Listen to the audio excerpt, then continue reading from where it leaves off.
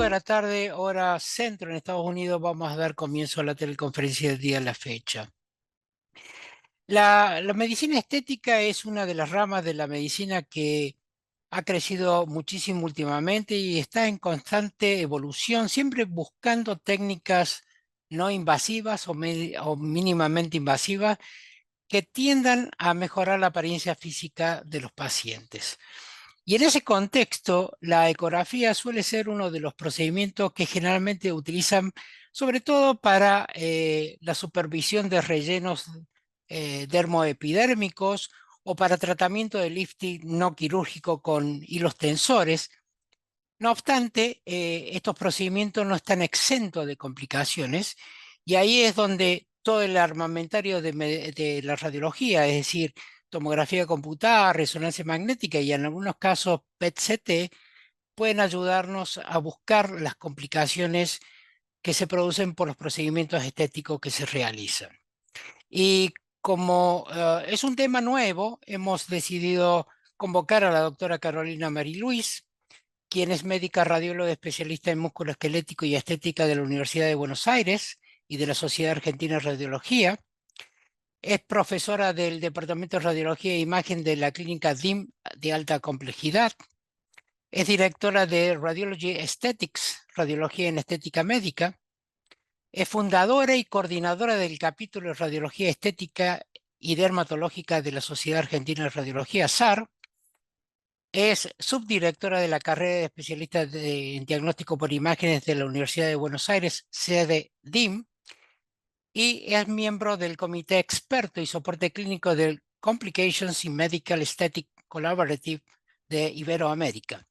Y en el día de la fecha, la doctora Mariluis, quien es la que va a estar hoy presente para hablarnos de radiología aplicada a la medicina estética, qué debemos conocer los radiólogos como especialistas, y que creo que es una de las pioneras y promotoras de este nuevo capítulo dentro de la radiología, nos va a hablar acerca de estos procedimientos y complicaciones.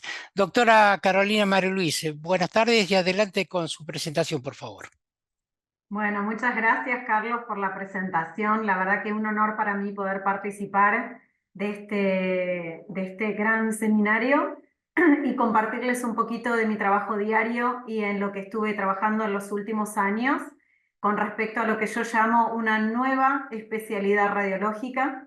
Vamos a comenzar después con todo gusto. A mí me encantaría que si tienen alguna consulta las dejen dentro del chat y podemos charlarlo y debatir, porque entiendo que hay diferentes países conectados y seguramente todos tengamos algo de experiencia en esto, más que nada los radiólogos, porque siempre llegan este tipo de pacientes que no saben realmente a quién acudir y a veces necesitan un diagnóstico específico y certero.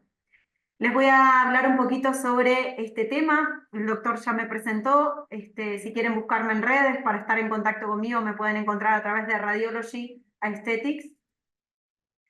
Y yo digo que, ¿de qué se trata esto de la radiología en medicina estética? Yo digo que es una nueva subespecialidad y no estoy hablando de dermatología radiológica, que es otra rama totalmente diferente, porque la dermatología incluye evaluación tumoral, inflamatoria y demás, sino que la medicina estética necesita de médicos entrenados.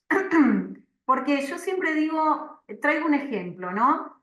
Porque cuando empecé con esto hace algunos años me consultaban si lo que iba a hacer era colocar material de relleno. Y justamente algo importante que yo remarco no es que hago estética, sino que alguien tiene que diagnosticar al problema o eventualmente a la variante de la medicina estética. ¿Por qué?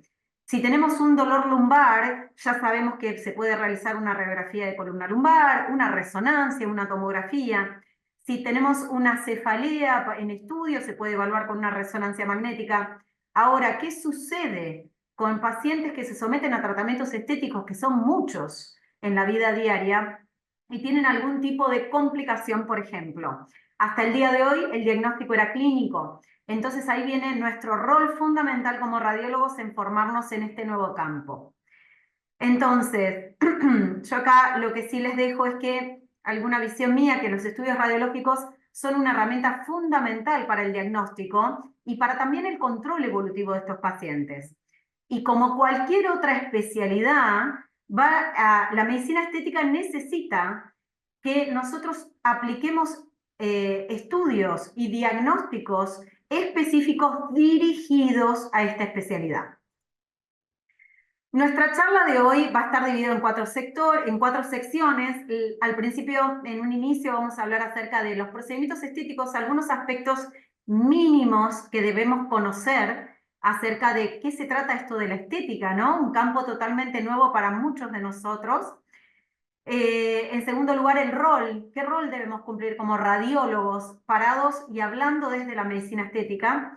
¿Qué equipamiento está recomendado a nivel internacional para que podamos llegar a un buen diagnóstico? Y algunos casos clínicos que yo siempre digo que es la parte divertida y donde podemos analizar en mayor profundidad cada uno de nuestra práctica diaria, ¿no?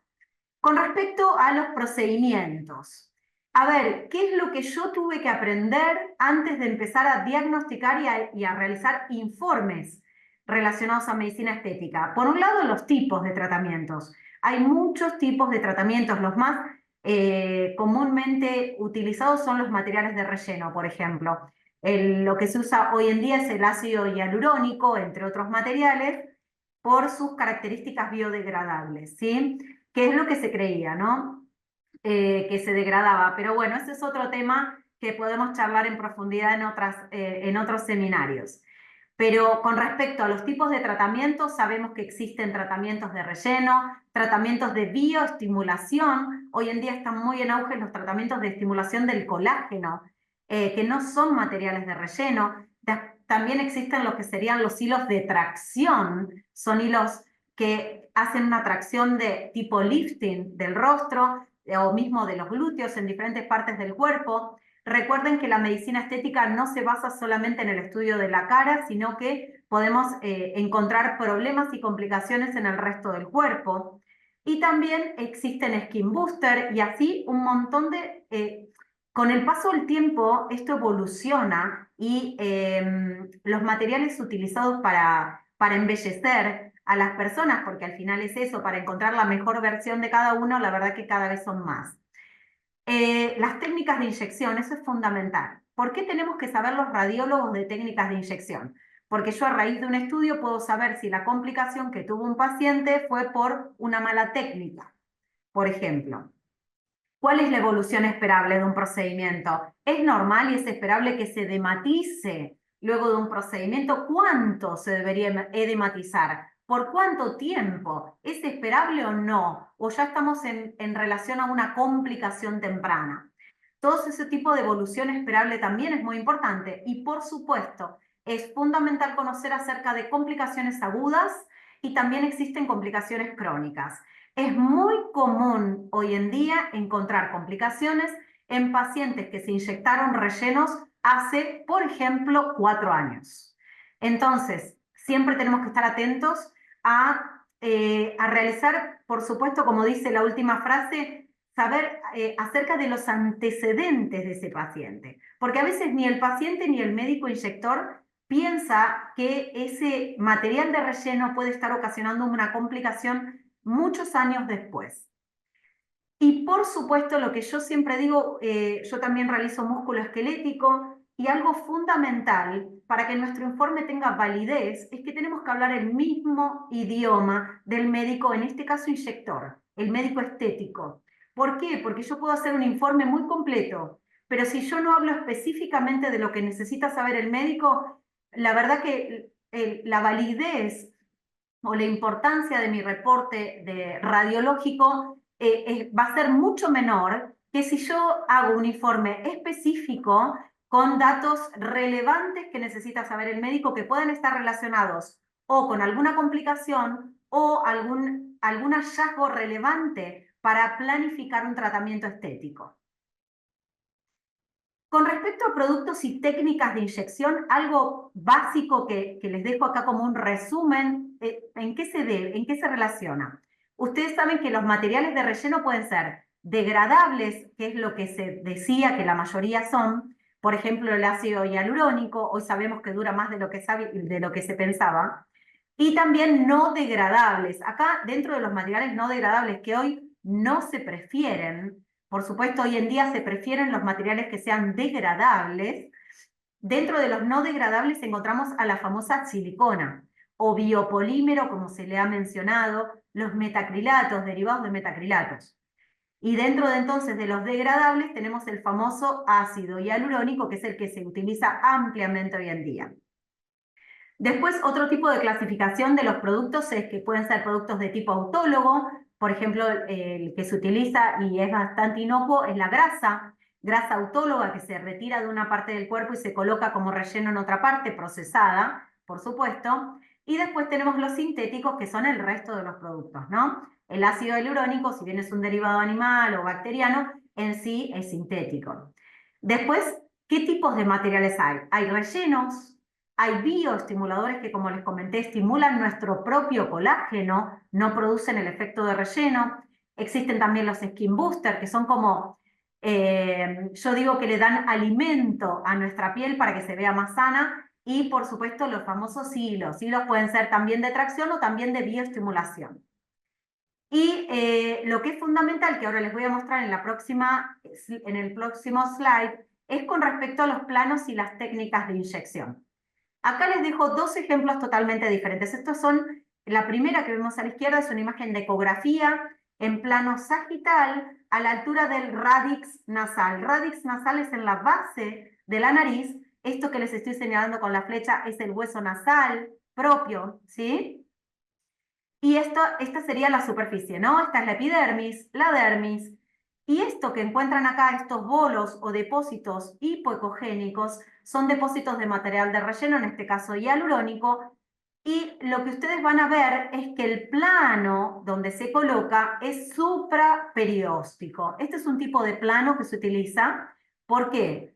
Porque en la parte de la base nasal o mismo en las rinomodelaciones sin cirugía, siempre se prefiere colocar materiales de relleno en planos profundos, supraperiósticos, porque se dice que generalmente las estructuras vasculares vitales son más superficiales.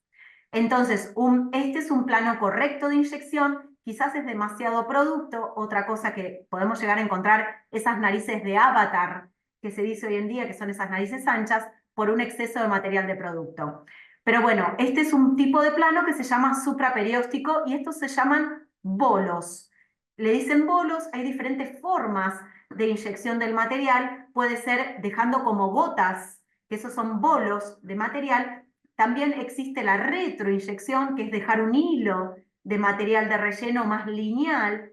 Y fanning es como dejar como un ventilador y un abanico de producto en diferentes partes.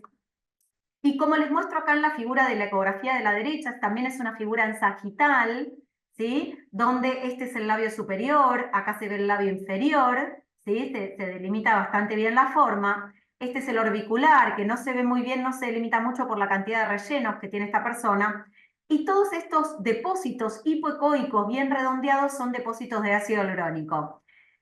Aquí, obviamente, el plano que se utiliza es un plano superficial. ¿Por qué? Porque generalmente las estructuras vasculares tienen una disposición submucosa, es decir, están en este plano. Es más, acá hay una, esta es la labial inferior, intramuscular no se indica, si bien existen técnicas, la verdad que no está recomendado. Entonces, donde normalmente se coloca el relleno en labios es un plano superficial. Entonces, a raíz de este tipo de técnicas que ustedes tienen que ir conociendo para poder informar un estudio de ecografía acorde a las necesidades, pueden saber si un relleno está mal colocado, si tiene un exceso de producto, si está en un plano inadecuado, ¿sí? O está redistribuido. Por ejemplo, cuando hay un exceso de producto o la técnica no es buena, van a encontrar en esta zona, ven, este es el bermellón del labio, la mucosa seca, y aquí, desde acá, empieza el labio cutáneo, ¿sí? La parte como de la epidermis, ¿no? Del labio, y a veces pueden encontrar producto en este plano, ¿sí? Acá puede ser o desde error de técnica o de redistribución. A veces la técnica rusa genera canales que permiten la distribución del producto en zonas donde uno no prefiere. Ahora, ¿cómo se ven? Les voy a mostrar algo acerca de cómo se ven algunos productos. El ácido hialurónico se ve como depósitos, se dicen lesiones, formaciones pseudoquísticas. ¿Por qué? Puede ser desde anecoico hasta hipoecoico en la ecografía. Depende del tiempo de evolución, depende si tiene puesta, hay fórmulas que vienen con lidocaína. Cuanto más tiempo pase desde la colocación del producto, uno esperaría que ese producto empiece a degradarse y a homogeneizarse con el tejido circundante. Así que cuando pasa el tiempo, uno esperaría que ese relleno sea más difícil de identificar. Pero se sabe hoy en día que el ácido hialurónico dura muchos años, mucho más de lo que uno pensaba, que eso es lo lindo de esta nueva subespecialidad, que tenemos mucho más para investigar todavía. A veces, cuando son hialurónicos con alto G' quiere decir que son hialurónicos más duros, ¿no? Hablando mal y pronto, son generan más proyección del rostro hacia afuera. Esos hialurónicos que se ven como depósitos más redondeados, más grandes, suelen presentar refuerzo posterior, pueden no tenerlo, pero si lo tienen, es esperable que lo tengan, ¿sí? Y por supuesto, dependiendo del tipo de hialurónico, hay muchos tipos diferentes, de esta rheología, que quiere decir que es la dureza, la cohesividad, la capacidad para adaptarse al medio, va a tener una forma más redondeada, más convexa, o hay algunos hialurónicos más suaves, más depresibles, como por ejemplo los que se utilizan en la zona de los labios, donde van a encontrar depósitos más pequeños, no con tanta proyección, ¿no? Porque si no es donde encontramos los problemas, encontramos los nódulos, los depósitos como una sobrecorrección del producto. Otro material que seguramente muchos de ustedes, si son radiólogos, encontraron en su práctica es la silicona. No estamos hablando de la prótesis de silicona, sino que me refiero al depósito libre de aceite de silicona, que se usó mucho, hace muchos años, al menos aquí en Argentina. Sé que seguramente en muchas partes del mundo también, de una manera ilegal, digamos, pero lamentablemente este forma parte de un producto permanente, que si bien se lo colocaron quizás en la década de los 90, va a ser el día de hoy que se van a encontrar pacientes con problemas debido a este tipo de material de relleno. ¿Cuál es la apariencia típica de la silicona? Es esta, justamente no se ve nada. ¿Qué quiere decir? Es un material ecogénico que genera reverberancia posterior difusa en tempestad de nieve o tormenta de nieve. Y algo que es muy importante que tienen que saber, que estas mezclas son heterogéneas. Muchas veces se ven así, pero a veces está acompañado de estos depósitos, que es líquido de silicona pura, por eso se ve anecoico. Es más, suele verse mucho más grande que un depósito de hialurónico, con mucho refuerzo posterior, y está mezclada en un estrato de silicona con una reverberancia difusa. Para que lo tengan en cuenta y no piensen que es el hialurónico entre una silicona, a no ser que tengan el antecedente clínico, ¿no? Y otro material que lamentablemente aquí en Argentina se usó mucho, tuvimos lamentables decesos por este tipo de producto aquí en Argentina, es los metacrilatos, derivados de metacrilatos. Hoy en día es legal y está aprobado la inyección de 1 ml de PMMA, que es el polimetilmetacrilato, que se usó ampliamente antes, a veces para cicatrices de acné. Algunos es el día de hoy que lo utilizan y lo siguen utilizando porque, como es un material permanente, el efecto obviamente va a ser duradero. Pero lamentablemente es que cuando hay un inconveniente con este tipo de material, no tenemos forma de eliminarlo fuera de lo que sería una cirugía, y tengan en cuenta que este tipo de productos se mezclan con nuestro propio tejido. Entonces una cirugía no va a retirar el 100% del producto. Les muestro cómo se ve el PMMA, por ejemplo, en el rostro. Es una matriz ecogénica difusa que está, yo digo, cada vez que doy clases con respecto a esto en mis cursos, hablo de una brillantina o gibré, no sé en otras partes del mundo cómo el homólogo a esto, pero es como un punteado muy, muy ecogénico, muy brillante, y cada uno de esos punteados, esos puntos milimétricos, puede llegar a tener un artefacto en cola de cometa posterior. Es más difícil de ver, depende de las características del ecógrafo que utilicen, pero este es el cúmulo que suele verse típicamente con el PMMA. Lo que a mí me tocó ver con estas pacientes inyectadas con estos derivados de metacrilato, acuérdense que aquí en Argentina se utilizó mucho en la zona glútea, por ejemplo, para dar dureza y proyección al glúteo. No, no es el PMMA el aprobado, el que se utilizó, son como derivados en realidad. Y sí lo veía más que nada como granulomas, depósitos de aspecto granulomatoso que generaban sombra posterior, ¿sí?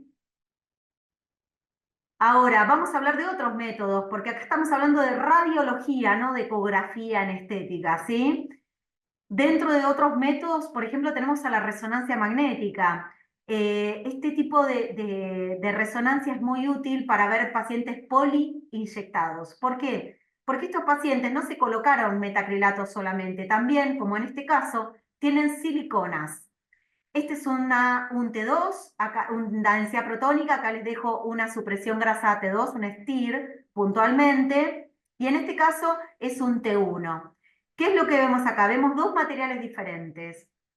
Por un lado vemos la silicona líquida en la región trocanteria. Generalmente estos productos se colocan cerca de la región trocanteria porque marcan la cadera, ¿no? Es muy común verlo y eso hace que a veces migren hacia adelante. Vemos por un lado a la silicona líquida, que es bastante hiperintensa en STIR, en T2, bastante oscura, hipointensa en T1. Acá vemos en la fosa isquional, miren qué bien que se ve un depósito migrado de silicona. Y después ven los músculos glúteos infiltrados por este material bastante hipointenso. Es desde iso a hipointenso con respecto al músculo, que es metacrilatos, estos derivados de tipo que generan una reacción granulomatosa en el músculo. Y miren acá, comparativamente, qué bien que se ve el depósito de metacrilato en la fosa isquional derecha, en comparación con la silicona bien hiperintensa, este depósito es bastante oscuro. Entonces, si bien a nivel mundial se conoce mucho cómo se comportan estos rellenos en ecografía, tenemos que saber cómo se comportan en otros métodos de mayor complejidad. ¿Por qué? Porque ustedes vieron que la silicona genera tormenta de nieve. El metacrilato, el depósito de tipo granulomatoso, genera sombra posterior. Entonces, ¿hasta dónde tengo rellenos? ¿Cuál es la distribución? ¿Dónde tengo edema? ¿Cuál sería un target posible como para operar? Entonces, a través de métodos como esta, como una resonancia magnética, yo puedo encontrar perfectamente la localización del producto, hasta dónde se extiende y si está asociado a alguna complicación, porque no tengo los artefactos, ¿sí? Si bien, a ver, los artefactos en ecografía van a ayudar y son una herramienta fundamental para caracterizar un producto, me limitan para saber hasta qué profundidad llega y dónde está correctamente localizado y si hay edema relacionado a eso. Vamos a pasar de página, vamos a hablar un poquito de bioestimuladores. ¿Qué son los bioestimuladores? Los bioestimuladores están muy en auge, los van a ver mucho en su práctica. Uno muy comúnmente utilizado es la hidroxiapatita de calcio. Hay marcas, muchas marcas comerciales, por ejemplo, una que es muy conocida es el Radies.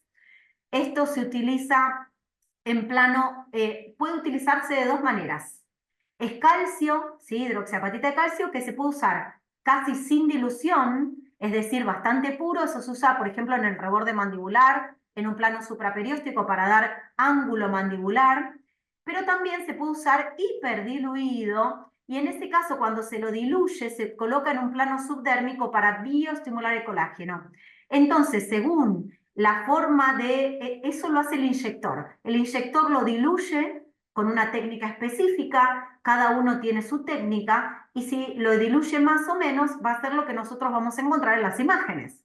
Cuando encontramos un hidroxiapatita de calcio casi sin dilución, vamos a encontrar una retroinyección, es decir, lineal generalmente, con mucha sombra posterior, un plano profundo, y en cambio cuando utilizan la hidroxiapatita de calcio como bioestimulador, lo vamos a encontrar en un plano muy superficial. Suelen tener también sombra acústica posterior, no tan lineal, porque si no nos vamos a encontrar con los nódulos de hidroxiapatita de calcio, ¿no? Que eso ya sería una complicación del procedimiento. ¿Cómo se ven en otros métodos? En una tomografía computada, acuérdense que estamos hablando de hidroxiapatita de calcio. Entonces, este material lo vamos a ver bien denso, bien hiperdenso, en plano superficial si fuera bioestimulación, como en este caso, coronal, axial de tomografía computada. Miren acá qué bien que se ven los depósitos bien hiperdensos del material de hidroxiapatita de calcio, colocados para bioestimular. En este caso, si lo hubieran colocado como material de, por ejemplo, para dar como un efecto de relleno, se colocaría en plano supraperióstico, estaría muy pegado a la cortical ósea, ¿sí? Pero para que vean, ven, y hasta se puede ver la técnica de inyección. Este tipo de materiales se colocan como en fanning, ¿sí? Como radiado, van dejando material en retroinyección, es decir, van dejando a medida que sacan la cánula, van dejando producto, entonces van a ver depósitos lineales. Bien, eso acerca de los procedimientos, un pantallazo acerca de cuántos procedimientos hay y qué tanto podemos ver de estos procedimientos. Ahora, ¿cuál es nuestro rol como radiólogos? Que ahora les hablo específicamente a los participantes que estén escuchándome y que sean radiólogos como yo. ¿Qué deberíamos evaluar? Variantes anatómicas. ¿Por qué? Acuérdense que estas técnicas de inyección, este plano de elección donde uno coloca el producto, como yo les hablaba en el radix nasal, se basan en una serie de normalidades.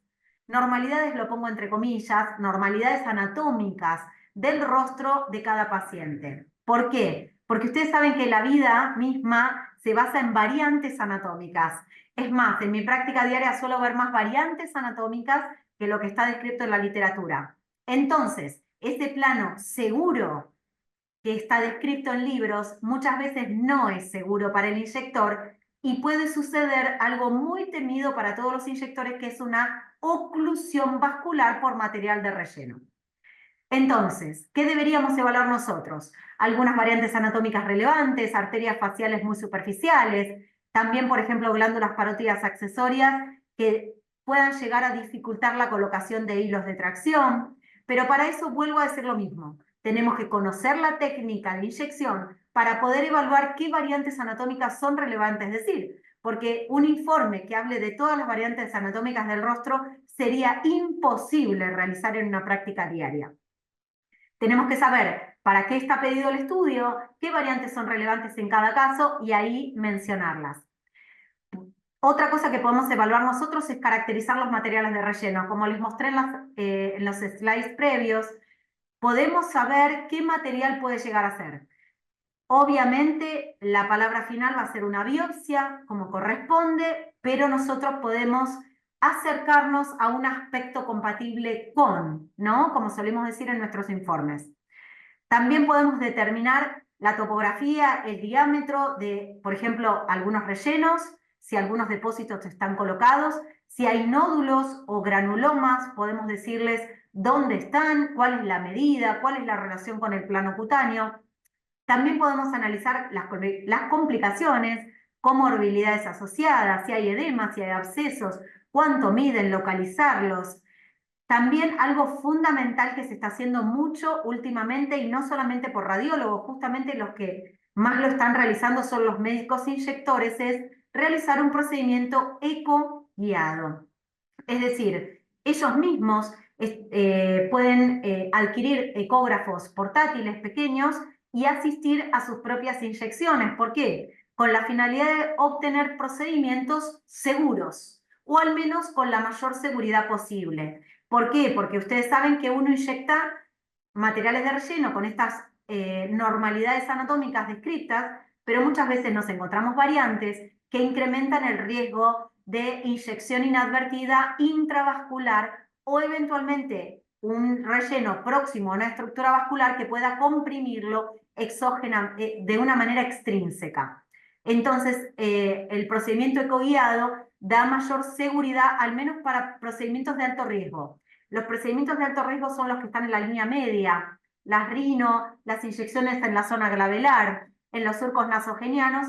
¿Por qué? Porque acuérdense que el sistema carotidio externo tiene muchas comunicaciones con el sistema carotidio interno. Entonces, se han descrito lamentablemente muchos casos, no muchos, pero sí se han descrito, y lamentablemente ese número va aumentando en el último tiempo, causas materiales de relleno que ocasionan ceguera permanente por oclusión de la arteria central de la retina, y ustedes saben que es muy sensible a la hipoxia el tejido de la retina. Entonces, lamentablemente cuando se ocluye la arteria central es muy difícil revertir una ceguera. Y también han sucedido casos de stroke debido también a materiales de relleno. Todo por las conexiones carotidio externo con interno. Entonces, imagínense la importancia de las inyecciones ecoguiadas hoy en día en el consultorio de un médico estético. Y por supuesto, desde el punto de vista de los radiólogos, es fundamental realizar informes radiológicos específicos. Volvemos a hablar lo mismo, hablar el mismo idioma que el médico inyector. Y lo remarco, porque es fundamental. A ver, les muestro algunas variantes anatómicas para que sepan de lo que estoy hablando. Esta ecografía que ven acá es una ecografía oblicua que se realiza en fosa temporal. Esta es la cortical ósea, la extensión hacia el frontal de la cortical, ¿sí? Plano supraperióstico. Acá encuentran una arteria temporal profunda, supraperióstica. Y este es el plano más cutáneo, superficial, dermis. Esta que está acá es la arteria temporal superficial, que está rodeada por la fascia temporal superficial. Y algo que les quería mostrar, una técnica que se utiliza ampliamente de inyección es un punto que se llama one up, one over, no sé si me están viendo en la pantalla. Es un punto que one up, one over es en este plano más o menos, se entra perpendicular con la aguja hasta el plano supraperióstico y se dejan bolos, es decir, depósitos de hialurónico supraperiósticos. Esto que están viendo acá es una arteria temporal profunda justo en el punto one up, one over, que está descrito que se observa en 1/3 de la población, puede llegar a tener esta variante. Imagínense si no es importante informarla en un informe, ¿no? Nuestro. Otra variante anatómica es esta que está acá. Esto es un seno piriforme. El seno piriforme está en esta zona. Esta es una ecografía longitudinal sagital, ¿no? Justo en fosa piriforme se suele colocar material de relleno supraperióstico profundo porque se dice que la arteria angular, que es la que pasa por aquí, no tiene un plano supraperióstico, es decir, es más superficial. Pero miren qué lindo este caso, con una arteria angular, en realidad depende si dio la lateral nasal o no, sería facial o angular, en un plano profundo, justo donde va el depósito, ¿no? Estos son los pacientes de mayor riesgo.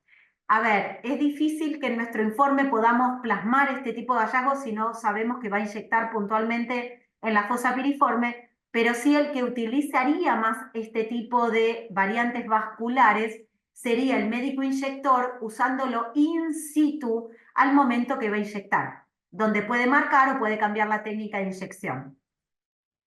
Otras variantes anatómicas muy comunes en mi práctica diaria son las vasculares de los labios. Ustedes les expliqué previamente que el material de relleno se coloca en este plano que es superficial. ¿Por qué? Porque generalmente los vasos se localizan en un plano mucoso. ¿Ven? Acá están los dientes. ¿Lo ven? Esto que está acá es el plano mucoso. Entonces los vasos suelen distribuirse en este plano. Este en realidad es un plano variable. Se dice que habitualmente una arteria, por ejemplo, puede estar predominantemente en plano mucoso, pero en el transcurrir de su trayecto a lo largo del labio puede tener una disposición variable. Es más, yo suelo ver eso más frecuentemente. Por ejemplo, empieza siendo cerca de la comisura en un plano submucoso, después hace intramuscular, a veces se vuelve superficial, después vuelve a la submucosa. Y en este caso, miren esta otra variante, es una circulación predominantemente superficial. Generalmente yo la suelo ver en línea media. Y eso, a ver, si bien no va a cambiar la técnica del inyector, porque la técnica siempre es superficial, quizás haga que el médico tenga más precaución, quizás coloque menos cantidad de producto, mucho más lento y con más reparos, ¿sí? Otro rol fundamental para nosotros, este es un video que ahora les voy a mostrar, es acerca de los procedimientos ecoguiados como les mencioné antes. Este es para mostrarles algo sencillo de qué es lo que estamos haciendo, sino que viendo la entrada de la aguja en plano, es decir, la deberíamos ver a lo largo, ¿sí? En su eje longitudinal. Y lo que estamos tratando de hacer acá, acá yo hice una asistencia de colocación de hialuronidasa. La hialuronidasa, para que aquel no sepa, es una enzima que se utiliza para diluir material de relleno, específicamente hialurónico, ¿no? Y miren lo que sucede, ¿por qué es importante nuestro aporte? ¿Qué sucede con este material de depósito colocado hace mucho tiempo que permanecía como nódulo en la piel y molestaba a la paciente? Entonces, la paciente se había realizado hialuronidasas en múltiples oportunidades sin resolución del caso. Pero miren lo que sucedió cuando hice mi intervención con el ecógrafo. Observé el motivo de por qué la paciente no respondía a la hialuronidasa y ustedes a partir de ver este video se van a dar cuenta conmigo también. Miren, la aguja está tratando de ingresar al depósito y no lo logra. Miren cómo se desplaza el tejido organizado en la periferia y esta aguja que entra acá nunca puede alcanzar el depósito. Clínicamente y sin utilizar ecografía, nosotros estaríamos en el plano correcto, porque miren hasta dónde llega la aguja, pero el depósito ya no está ahí, se corrió. ¿Por qué? Acuérdense que cualquier, elemento que colocamos en nuestro cuerpo es un cuerpo extraño para nosotros. Entonces, nuestro sistema de defensa va a reaccionar a veces más y a veces menos, a veces con inmunomediado, a veces con células linfocitarias, genera una coraza alrededor de ese producto y muchas veces lo puede dejar ahí como un aspecto de tipo, yo digo, granuloma, ¿no? Y todo el tejido organizado alrededor hace como de fortaleza, impidiendo la llegada correcta de la hialuronidasa en este caso. Ahí nuestra importancia de realizar procedimientos ecoguiados para dilución. Otro rol nuestro, nosotros podemos, esta es una ecografía en eje transverso de la zona glabelar, ¿sí? Era una paciente que se había colocado material de relleno, ácido hialurónico en esta zona y después de colocarse toxina botulínica desarrolló un biofilm, que es una infección. Eso sería otro capítulo muy interesante y muy extenso para hablar, quizás en otra oportunidad. Resumiendo, hizo una infección de ese material de relleno. Miren acá el depósito de hialurónico bastante heterogéneo, con síntomas clínicos obviamente de infección, con rubor, calor en toda la zona. Nosotros podemos identificar correctamente los materiales de relleno, medirlos, y miren este vaso que está acá, que es muy temido para los inyectores, que es la arteria supratroclear. Miren qué bien que se ve, que es caída directa y comunicación directa con la arteria central de la retina, ¿no? La supratroclear, estamos hablando, como vasos terminales. Entonces, podemos hablar mucho acerca de nuestro informe. En este caso podemos decir las medidas y también que se encuentra en un plano profundo supraperióstico. Con respecto a hablar el mismo idioma, a realizar informes específicos que sirvan, les traje este caso. Por ejemplo, esta era una tomografía computada que encima colocan acá que el motivo del estudio es un control posquirúrgico. Y si ustedes prestan atención, no menciona en ningún momento de ninguna modificación posquirúrgica, sino que habla de senos maxilares y ocupación de senos, ¿sí? Engrosamientos mucosos y todo lo que el médico no solicitaba ver. Entonces, hablemos el mismo idioma, prestemos atención al interrogatorio adecuado del paciente y hagamos informes acorde a lo que necesita. En este caso era una cirugía ortognática que quería hacer un control para evaluar específicamente algunos temas. Entonces tenemos que ayornarnos nosotros para hacer informes valederos, porque sinceramente un médico que necesita una evaluación postquirúrgica recibe este informe y no le va a servir. Otra cosa más, el interrogatorio es fundamental. Esta paciente acudió a hacerse una resonancia magnética de columna lumbar por lumbalgia. Entiendo que muchas veces nosotros informamos muchos informes y nos focalicemos en ver la discopatía, ¿no? Y en ver las articulaciones paravertebrales y muchos otros hallazgos más, específicamente en la zona lumbar baja. Pero en realidad esta paciente me consultaron para hacer una interconsulta del hallazgo y yo encontré estos depósitos que están acá, que ya les mostré en otra oportunidad, que son depósitos de silicona libre, ¿sí? ¿Qué es lo que sucede? La silicona libre colocada en glúteos, acuérdense que es como un aceite libre en el tejido, que muchas veces cae por la gravedad. He visto tobillos con silicona, o también, como en este caso, por estar en decúbito, muchas veces se redistribuye hacia la zona paravertebral posterior, lumbar baja.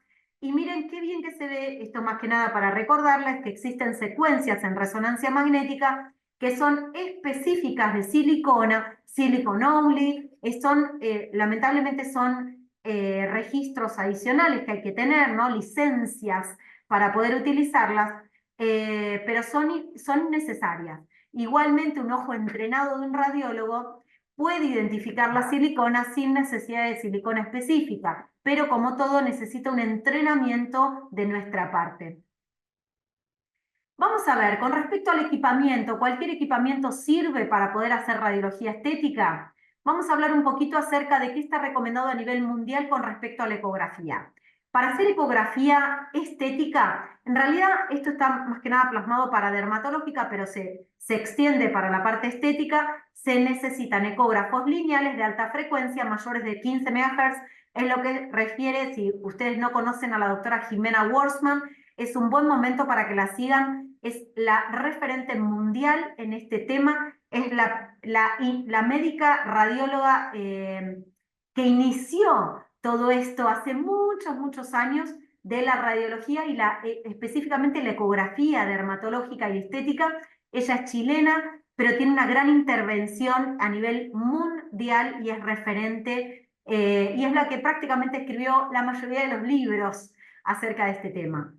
Ella recomienda utilizar ecógrafos con Doppler, por supuesto, de más de 15 MHz.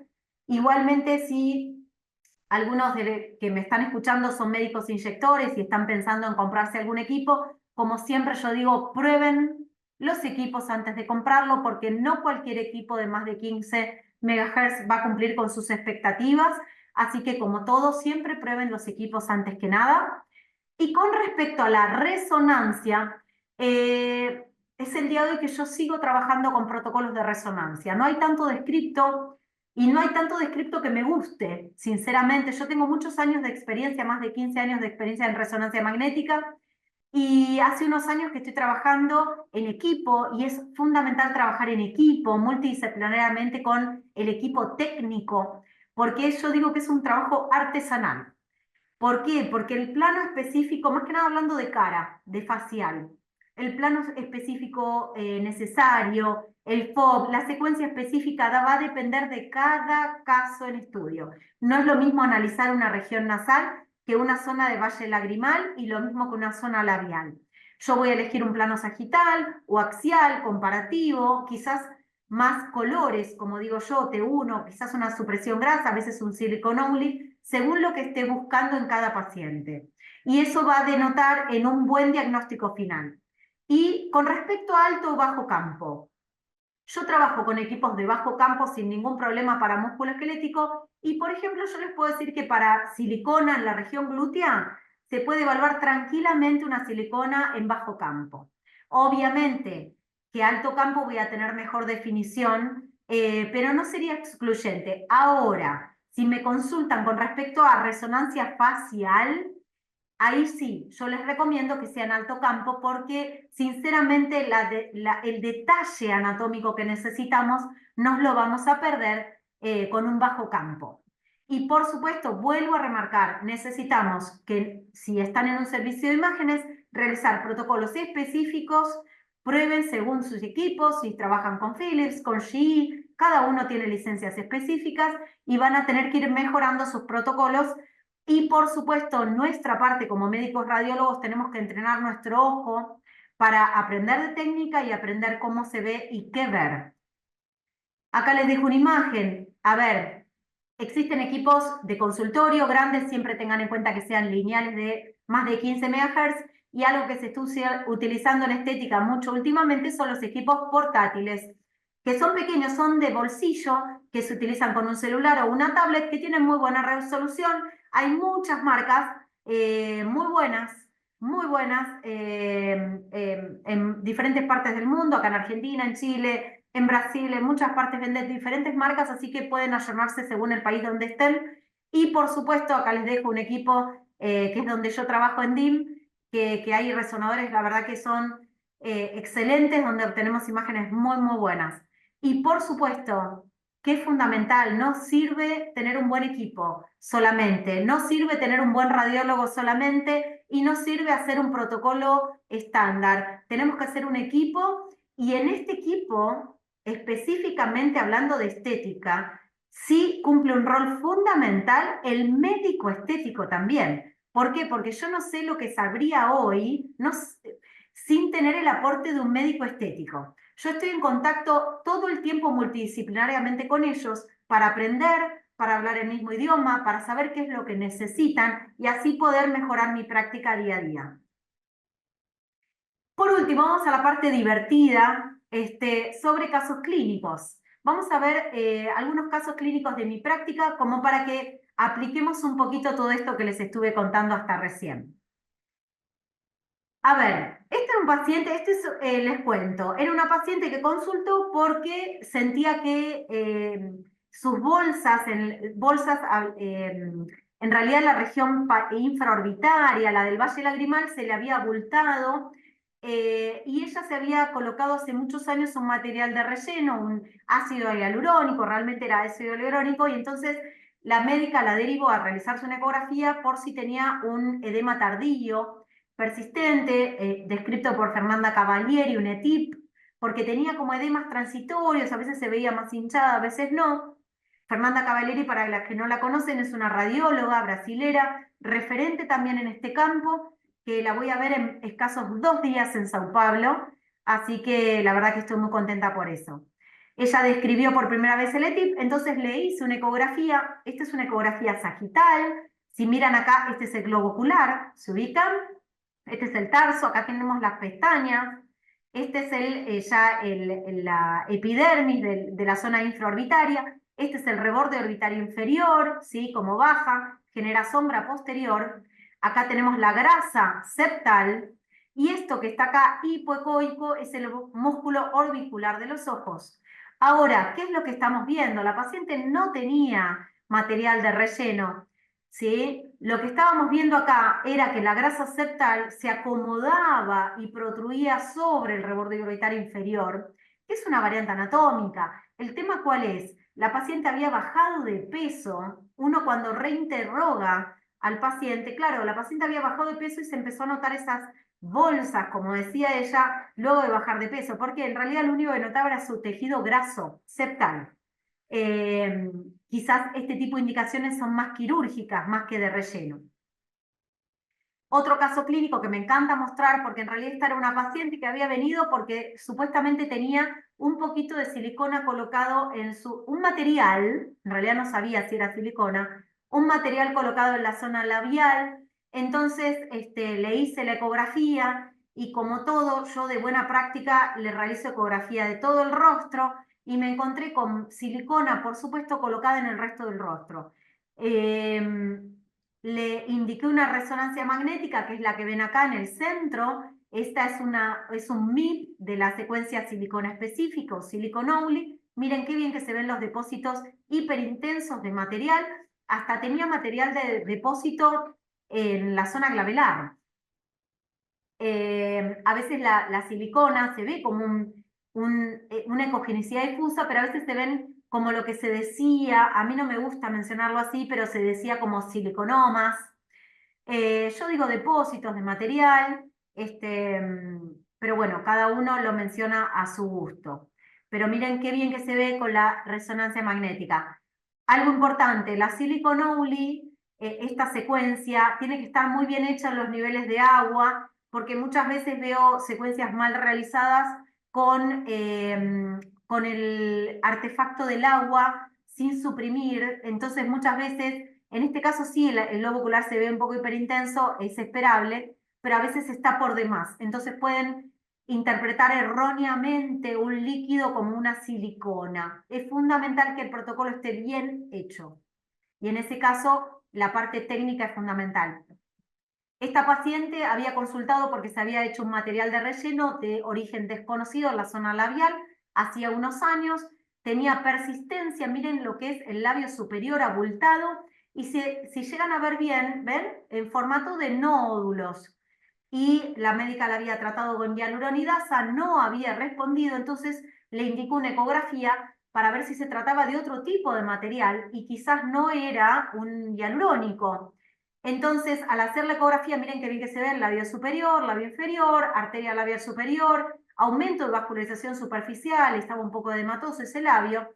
Y lo que ven acá es probablemente vinculado a un granuloma. Yo en mi informe radiológico no hablo de granuloma como tal, si hablo de aspecto quizás granulomatoso. Saben que el granuloma se define por un hallazgo histopatológico, pero sí se trataba sencillamente de un hialurónico, lo que pasa es que estaba organizado. Y este tipo de depósitos va a requerir seguramente mayor cantidad de sesiones de hialuronidasa que un material colocado hace poco tiempo, y seguramente, como mejoró esta paciente, con triamcinolona o un corticoide intralesional, y muchas veces terminan haciendo 5-fluoruracilo para poder disolver completamente. Cada paciente es único, cada paciente tiene una historia diferente. Esta paciente revirtió, por supuesto, pero requirió 2 sesiones más de hialuronidasa y corticoide intralesional. Es el día de hoy que la paciente quiere volver a inyectarse material de relleno en los labios. Así que, nada, hay mucho trabajo por hacer. Esta era una paciente que consulta porque había hecho un edema luego de colocarse ácido hialurónico en la zona cigomática, en toda esta zona de aquí. Ustedes saben que se coloca rellenos en esta zona cigomática para levantar y liftear el rostro, como se dice, y desencadenó un edema difuso, pero muy intenso, inmediato. Cuando yo pongo el ecógrafo, lo que me encuentro sí es un material compatible con ácido hialurónico, bastante heterogéneo, ¿no? Pero miren lo que es el sustrato, dónde se encuentra. En realidad, la paciente era una paciente poliinyectada que ya tenía un material de relleno permanente, en este caso silicona, inyectada en esa zona del rostro, y al inyectar un nuevo producto, en este caso el hialurónico, desencadenó algo temido, pero que también está descrito, que es una reacción inflamatoria por este nuevo material. Ustedes saben que los pacientes que tienen material de relleno permanente, por ejemplo, silicona inyectado en alguna parte del rostro, tiene una contraindicación relativa a la colocación de nuevo producto en esa zona. ¿Por qué? Por ejemplo, por esto. Porque se pueden desencadenar reacciones inflamatorias muy intensas que, bueno, nada, en este caso se dan corticoides, se dan antiinflamatorios y generalmente resuelven, pero la verdad que es como una bomba de tiempo. Yo digo que la silicona, el metacrilato hay que dejarlos tranquilos, ¿sí? No volver a realizar nuevos productos ni nuevos procedimientos, porque pueden despertarlo, yo digo, ¿no? Despertar una inflamación que a veces hasta es difícil de manejar. Esta es otra paciente que se había colocado diferentes productos en su rostro, consultaba por esto que ven acá. Esta era una nodularidad duropétrea que se había colocado hace poquito tiempo. ¿Por qué? Porque la paciente se había operado la nariz y como había quedado una ligera asimetría, le habían colocado un producto permanente para evitar esa asimetría y disimularla. ¿El tema cuál es? Lo malo de estos productos permanentes es que a veces modifican su topografía o nuestra cara cambia, nuestra cara envejece, nuestros planos que hoy son de una cierta manera, de acá a 10, 20 años, van a ser diferentes. Entonces estos rellenos permanentes es obvio que van a modificar su estructura, su localización, su distribución y se van a acomodar a una nueva realidad. En este caso yo le hice obviamente ecografía de todo el rostro y me encontré con diferentes hallazgos. Por un lado, miren acá, esta es una ecografía hecha oblicua sobre el ala nasal, así el transductor colocado en esta dirección, sobre el depósito, y ustedes ven ese conglomerado ecogénico con destellos ecogénicos puntiformes, que es el PMMA, ¿no? Que condice clínicamente con esa induración duropétrea que ella tenía. Miren la cercanía de ese depósito con la arteria lateral nasal, que ahora yo les pregunto, ¿qué sucede si se ocluye esta arteria con este depósito permanente? Estaríamos en problemas, ¿no? distinto sería si fuera hialurónico, que uno tiene un antídoto. Y miren lo que me encontré en los labios. Si ustedes ven clínicamente, ya era evidente que tenía un material de relleno colocado, ¿no? Ven esa prominencia del labio cutáneo, esa caída del bermellón sobre el labio, eso es típico de los materiales de relleno permanente, de la silicona específicamente. Miren acá el labio inferior con silicona, acá también tenía silicona de base, pero ella también se había colocado hialurónico, que es esto que ven acá arriba. Miren, acá se ve un bolito también. Entonces, son esas pacientes poliinyectadas, ¿no? Esto es una bomba de tiempo. Pudo no haberle pasado ninguna inflamación a esta paciente con el hialurónico colocado sobre una silicona antigua, pero bueno, puede suceder que se desencadene una inflamación en algún momento. Eso no lo podemos saber. Este fue una paciente muy interesante que la vi a distancia, me pidieron asesoría vía remota de otro país, porque es una paciente que había que interpretar la tomografía específicamente con el relleno y con la complicación. Así que bueno, eso es lo lindo de hoy en día del internet y de estar todos conectados, que todos podemos colaborar con todos. Esta era una paciente que se había hecho un material de relleno en esta zona de la línea mandibular y se realizó un procedimiento dentario 15 días después. Sepan que los procedimientos dentarios, dentro de muchas otras pautas de alarma que hay que tener, no se debería realizar tan próximo a un relleno. ¿Por qué? Porque dispersa y hace una bacteriemia que puede desencadenar infecciones de rellenos, como en este caso. Esta paciente requirió drenajes de estos abscesos. Miren lo que son los abscesos. Tenía abscesos intramusculares que se ven muy bien. Esta es una secuencia post-contraste. Miren cómo realza la periferia del material de relleno que a su vez está infectado, ¿no? Estamos hablando de abscesos que también tienen producto acá adentro y además el proceso inflamatorio alrededor. Miren cómo bajaba la región inframandibular. Requirió internación en terapia, antibiótico, terapia intravenosa y drenajes quirúrgicos. Pero ahí está nuestro rol. A ver, a esa paciente le habían dicho que esto era material de relleno. Ustedes saben que esta es la grasa de Villat. En realidad nuestro material de relleno se encontraba en esta zona, obviamente realzando. Esto es intramuscular, este es el músculo macetero, y miren cómo realza el material de depósito que a su vez está infectado. Esta paciente, por un lado, el tratamiento es en diferentes tiempos. Primero hay que bajar el cuadro, lo que sería el cuadro inflamatorio, cubrir con antibióticos, drenar, todo lo que es absceso se drena, se cultiva, y después, una vez que el cuadro se enfría, ese hialurónico que quedó, en el caso que haya quedado, hay que sacarlo con hialuronidasa porque eso está infectado. Y si bien el cuadro clínico mejora, hasta que no se saque todo el hialurónico, el cuadro no va a revertir y esa infección va a volver.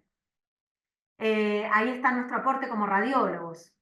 Esta paciente empezó con dolor y tardó mucho en llegar al diagnóstico. ¿Por qué? Porque no se piensa a veces que puede desencadenar una infección, ¿no? El tema es estar atento a las señales.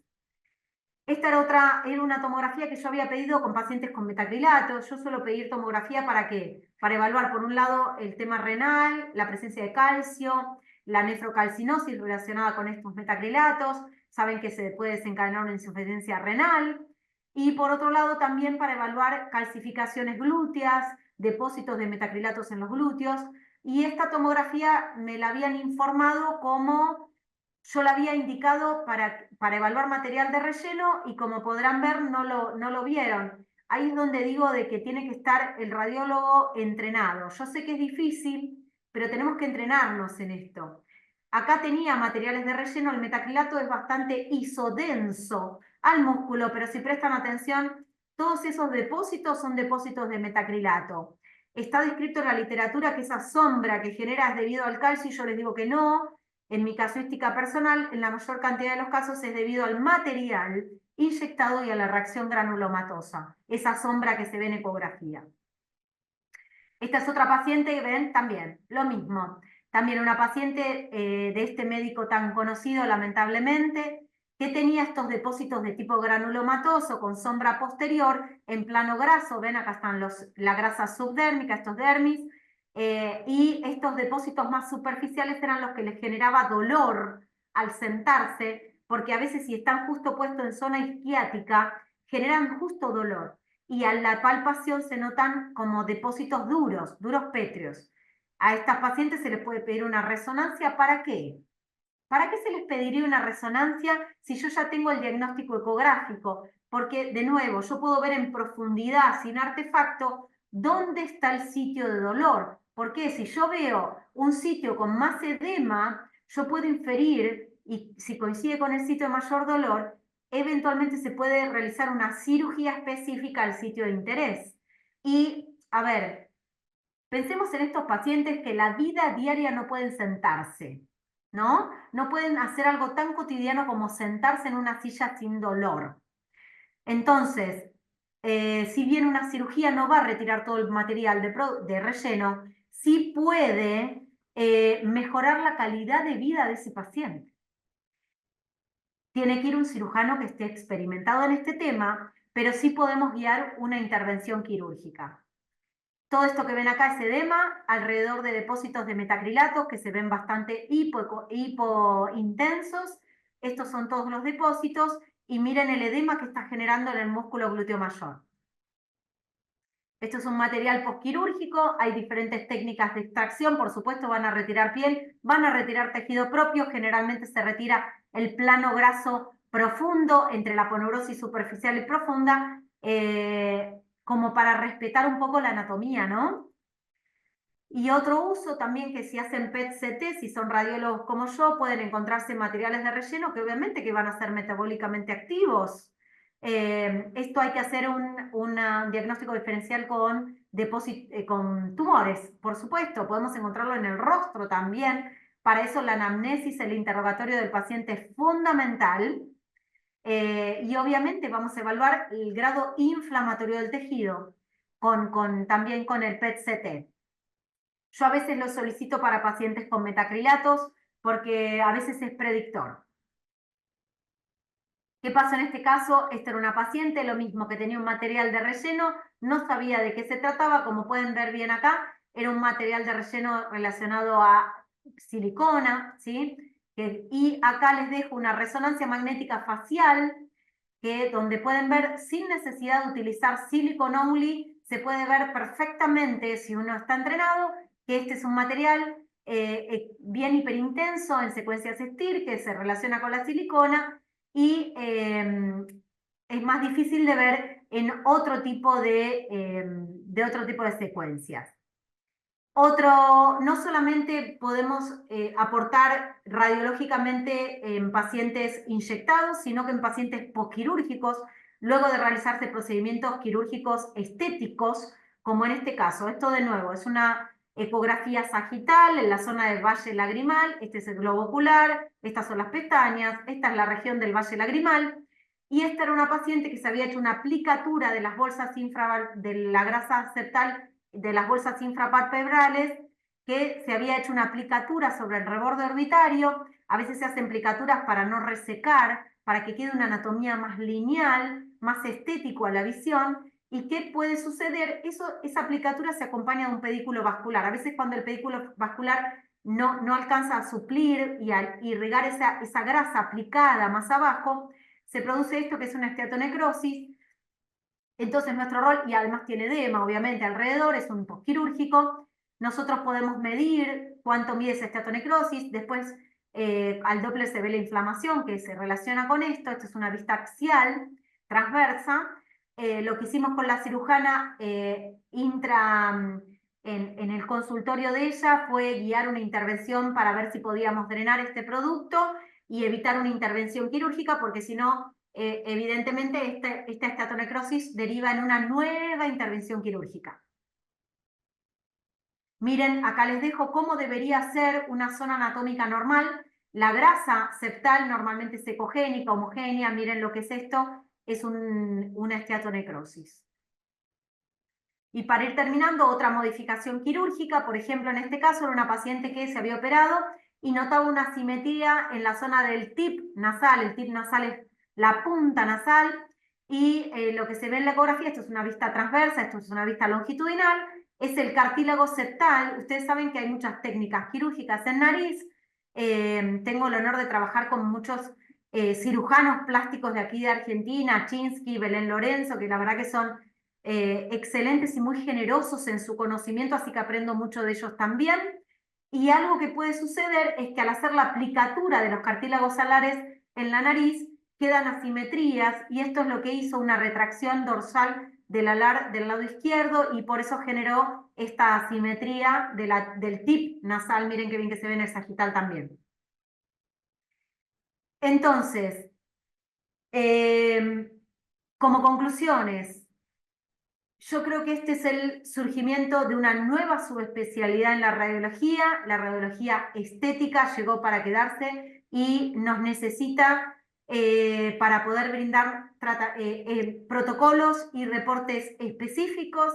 Debemos hablar el mismo idioma con el médico inyector, con el médico estético, porque si no, la verdad que tengamos un buen protocolo y un buen estudio no sirve de nada si nuestro informe no es dedicado al área en cuestión.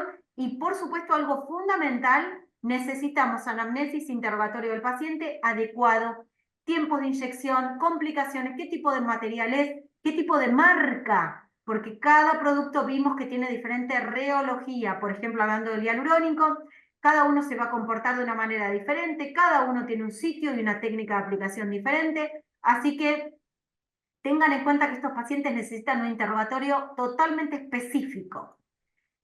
Como conclusión les dejo que una idea, que es que la radiología otorga información fundamental para la planificación de tratamientos estéticos, por un lado, porque ya vimos que puede aportar mucho valor en la variante anatómica, por ejemplo, o determinar qué tipo de producto tiene un paciente, pero también es una herramienta muy valiosa para dirigir terapéutica ante complicaciones. ¿Para qué? Para disminuir la morbimortalidad de estos pacientes. Pensemos que son pacientes, no banalicemos el hecho de la medicina estética porque es algo estético, sino que está hecho sobre un paciente que necesita un diagnóstico certero. Ahí les comparto mi mail, mi página web, también mi Instagram. Me encanta estar en contacto con ustedes. Yo aprendo mucho de forma multidisciplinaria. Me gusta dejarles esta idea. Yo creo que esta es una nueva subespecialidad que le falta mucho camino por recorrer. Es muy nueva. Yo es el día de hoy que voy evolucionando con mi accionar diario y, ¿por qué no, mejorando cada día? Y creo que si somos más, cada vez haciendo esto y trabajamos en equipo, esto va a ser un poco más rápido y con un mejor resultado para todos.